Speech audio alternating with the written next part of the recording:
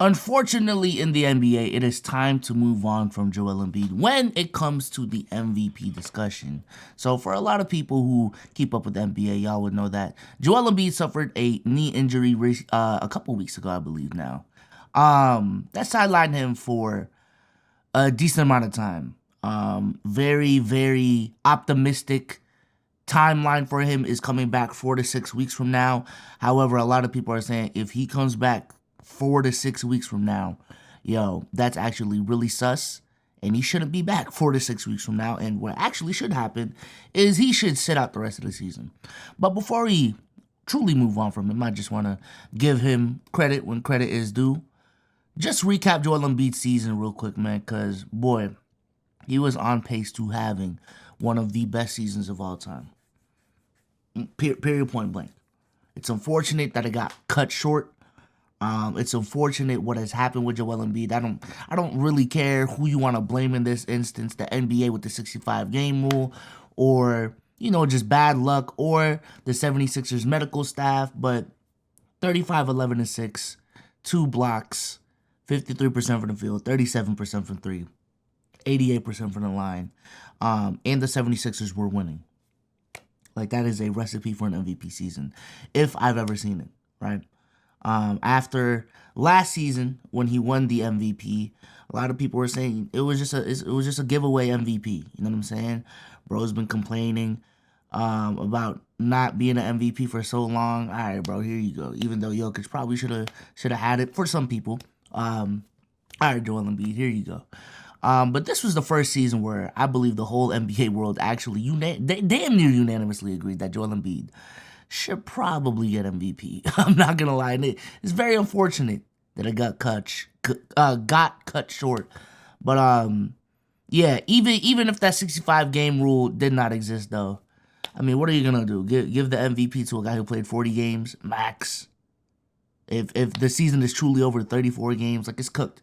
It's cooked for Joel Embiid, unfortunately. I think it's time to move forward from the 65-game rule conversations and just accept the fact that this is it. This is the situation we are all dealt with. So who is going to take his place? Before we move on, I just want to shout out the sponsors of this video, PrizePicks, my favorite way to play daily fantasy sports. The game is very simple. All you got to do is download their app or go on their website. They got a bunch of different sports up top, not including the NFL now because the NFL season is over, but the NBA season is still going, man. They got a bunch of popular picks down here. You just got to pick your favorite stat. Let's go with their hot picks for the day. I feel like sometimes we're just way too optimistic about how players are going to play a certain day. And 37 for Tyrese, especially with how he's been slumping lately, in my opinion, is pretty high. So Tyrese, prove me wrong, but don't. This seems high too, man. I don't know. Those two seem pretty high. Let me go ahead and put $5 on it right here, and boom. That is how you place an entry. And thanks to our friends over at PrizePicks, if you guys use code SLZ, you guys can get a 100% match on your first deposit of up to $100. Links will be in the description for everything that you need. And shout out to PrizePicks for sponsoring this video. Now, the last time I did this activity, there was one dude that, in my opinion, I underrated like crazy in that conversation that I do want to revisit. But to me, there are four main candidates in this discussion. Number one is Giannis. Shout out to Giannis. Shout out to Giannis. Giannis so far this season is putting up 31 points, 11 rebounds, 6 assists. Still a great defender. 61% from the field, 26% from 3. Getting to the line 11 times, right? He is definitely on pace to reach that 65-game mark. And as far as the record of his team, the Milwaukee Bucks are 35-20. A couple weeks ago, they were tied for the third best record in the league, but at 35-20, that leaves them with 6 teams with a better win percentage than them. So if you want to go by win percentage, they have the 7th best record in the league in his conference, the 3rd. Moving on to my next candidate is Shai Gilgeous-Alexander. Shai Gilgeous-Alexander is putting up 31 points a game, 6.5 assists, 5.5 rebounds, leading the league in steals at 2.2. Underrated though, averaging a block a game. shooting 55% from the field, 37% from three, 88% from the line, uber efficient at a high volume, clutch as hell. And in my opinion, honestly, he already did it last season, but has really established himself as a bona fide superstar in this league. You know what I'm saying? A lot of people were just asking for a bigger sample size. A lot of people were just asking for the numbers to translate to winning. And you are getting it this season. You are getting it this season from Shai. And as far as team record, the Oklahoma City Thunder are 37-17, with the third best record in the league, second in the conference, only behind Minnesota, right? The next player that I want to bring up in this discussion is Nikola Jokic, right? Nikola Jokic. When you talk about the three musketeers, the three horsemen that have dominated the MVP discussion ever since 2020, to be honest with you, right? Nikola Jokic is definitely one of them. He won back-to-back in 2021, 2022. Was a runner-up in 2023. And is looking like he is another strong candidate for this year. We're looking at 26 points a game. We're looking at 12 rebounds. We're looking at 9 assists. Shooting 58% from the field, 37% from three, and 81% from the line. Now, his numbers do not pop off as much as they did in past seasons, right? I would argue when bro was averaging 27 and 14 with still similar efficiency, along with 8 assists, like that pops off to me more. Hell, I would even argue last season, right? Career best efficiency, averaging 25 and 12, closer to 10 assists than not. So 25-point triple-double with this efficiency, like those numbers pop off to me more than 26, 12, and 9, but it's still 26, 12, and 9. Like let's not get it twisted, right? So regardless, there's that. And then as far as record, the Denver Nuggets are 36-18. Not as dominant as some people thought they were going to be. A lot of people thought, post-championship, some teams turned it up even more. Post their first championship, some teams turned it up even more because, they got that confidence. They're trying to go for that repeat. They're trying to be on time and coming into next season. But still, respectable record at 36-18. Only 2 games out of the first seed, to be honest with you. And this is still on pace. If we bring out our handy-dandy scientific calculator real quick, 82 times their winning percentage of .667. It's still on pace for a 54-55 win season. Like, for real. So, again, the winning is there. The stats are there, like they usually are for Nikola Jokic over the last couple of years. The same goes for Giannis. The same goes for Shai. I do want to mention another person in this conversation. That is Luka Doncic. That is Luka Doncic. In terms of pure numbers, there is no reason why Luka Doncic should not be in this conversation.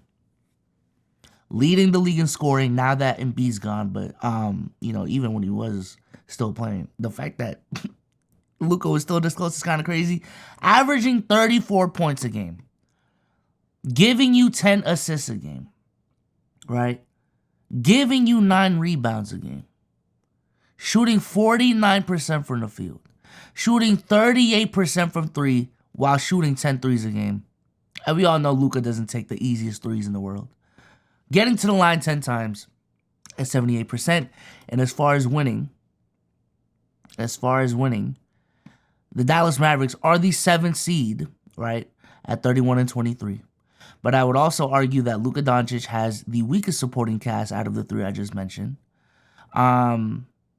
Maybe post All-Star break, that might be a different conversation. But regardless, just right now, the weakest supporting cast out of the 4 that I mentioned. And even with that being said, at 57.4, that is still on pace for a 47-win season. So it's not like they're going to have a losing record. And we've seen it before. A 47-45 win season has gotten MVP.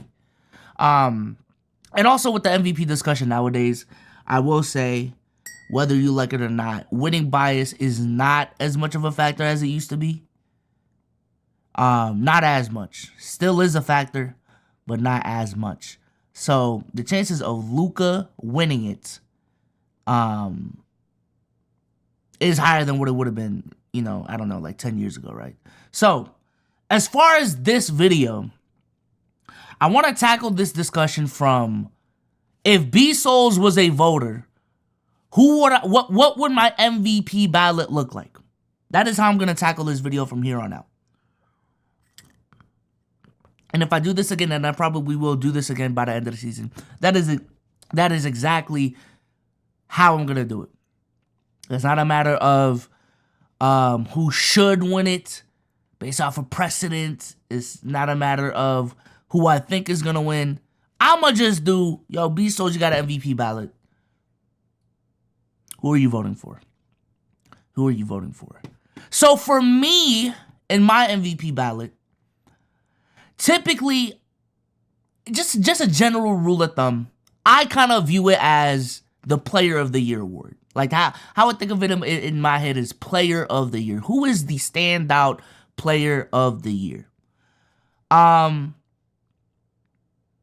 what that entails, I feel like changes from season to season. Now what that entails, I feel like is relative to the players of that season.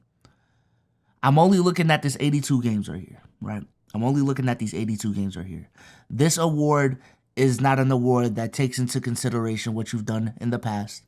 This award is not, or it shouldn't, but how I'm voting it, this is not an award that takes into account what you do in the past. This is not an award that takes into account what you're projecting to be in the future.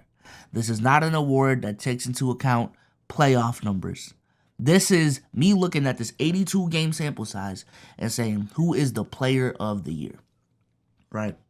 As far as winning in this conversation, I am not going to act like winning is not a part of this conversation, for better or for worse. For better or for worse. At the end of the day, the name of the game is to win a basketball game. And for some select few players to be so much more impactful on their team, that it is translating to winning basketball. So valuable to their team that it is translating to winning basketball, changing the timeline of their franchise, changing the perceptions of their franchises, breaking records, giving the fans a great product. That matters to me.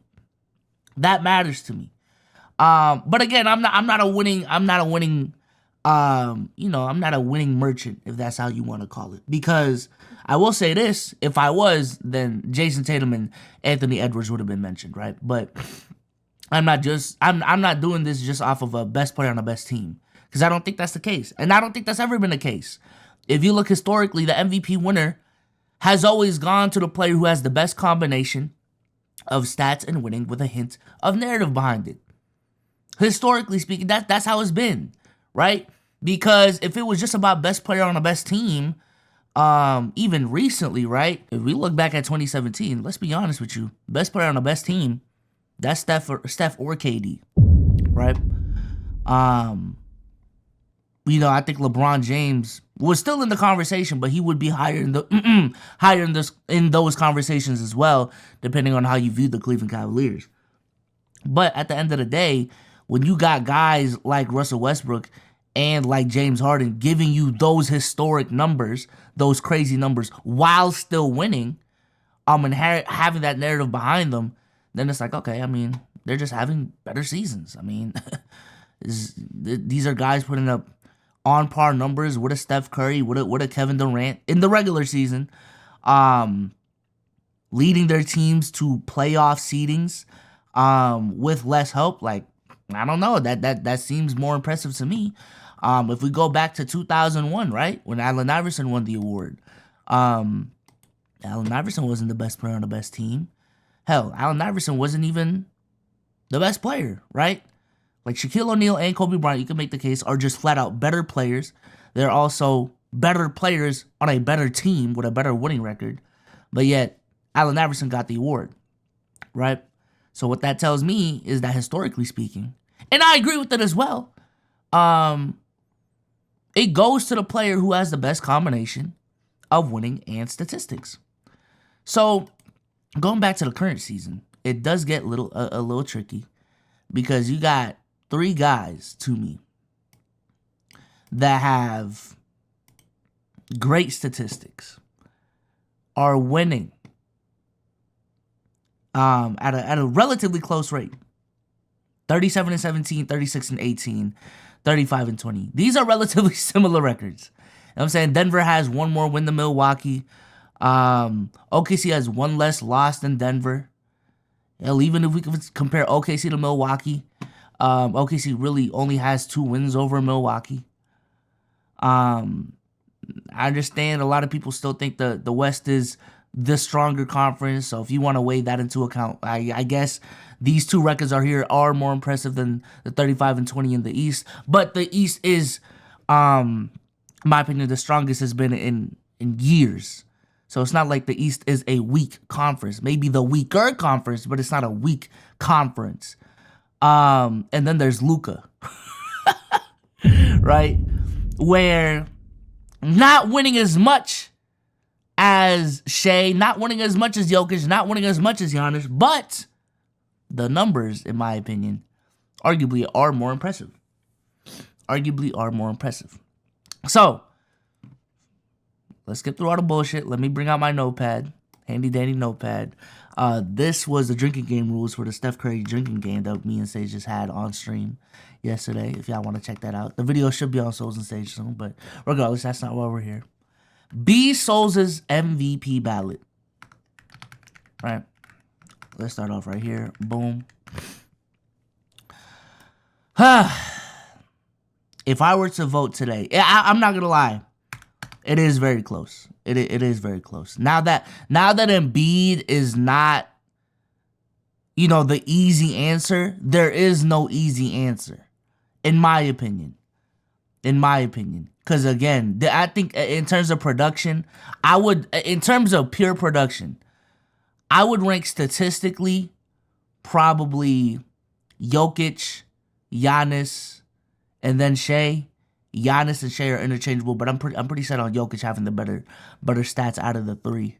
In terms of winning, relative to their expectations, obviously I'll go OKC. I would go Denver, and you can make a case that out of the 3, Milwaukee is the one that's underachieving, right? And let's not act like Giannis doesn't have a part in that whatsoever, right? God damn, this is hard, bro. This is hard. In terms of advanced analytics, I do believe a lot of that still does favor Jokic. I've been looking into like stats like EPM. A lot of people have been raving about that stat. I've been looking into it. I'm not using it as an end-all be-all stat. I don't even think it's on Basketball Reference, but even guys like JJ Redick have been a really big fan of that stat.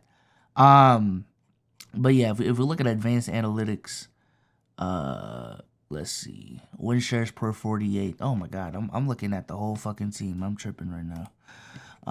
If we look at whatchamacallit, win shares per 48. Well, Jokic is leading the league in win shares per 48.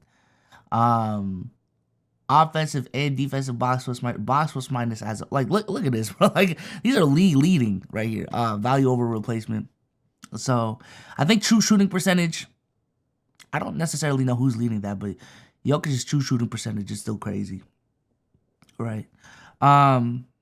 Regardless, point still stands. I think a lot of the advanced analytics still do point towards Jokic. Maybe not as much as other years, but it probably is still Jokic in that regard. And in terms of winning, I just think Jokic has the most balanced case out of the 3. So if I were to vote right now, once again, Jokic is my one. If I were to vote 2, I'm going to be honest with you. I don't know, bro. I'm gonna be honest with you. The Bucks underachieving to what they're supposed to be. I understand. Now again, I'm not trying to put too much on it, cause you know what I'm saying. Like Giannis isn't really at fault there. Like it's more so has to do with management and coaching. But that doesn't sit right. Like because we're already nitpicking. I feel like I personally would reward the overachiever than the underachiever. Does that make sense? I would rather reward the overachiever than the underachiever after we get past one. So again, if I might wake up tomorrow and say Giannis, to be honest with you. But right now my mind is telling me Shea. My mind is telling me Shea. And at 3, I'm going to go Giannis. And at 4, I'm going to go Luka. I understand I brought up Luka in this discussion and it didn't really feel like he was in the discussion. So maybe he really isn't in the discussion. But again, just going back to my criteria.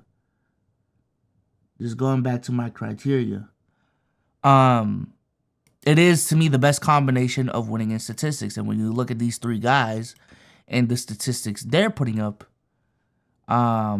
all guys on pace to win 55 games compared to the Mavs, who are on pace to win 46 games. I already forgot what I said. The statistical gap is not big enough to justify putting Luka over these 3, in my opinion. Still hell of a season, but this is just how my ballot is going to play out. With that being said, let me know what y'all think in the comment section. Who y'all think should be MVP now that Joel Embiid is officially out of the race. But with that being said, I am out, man. Peace.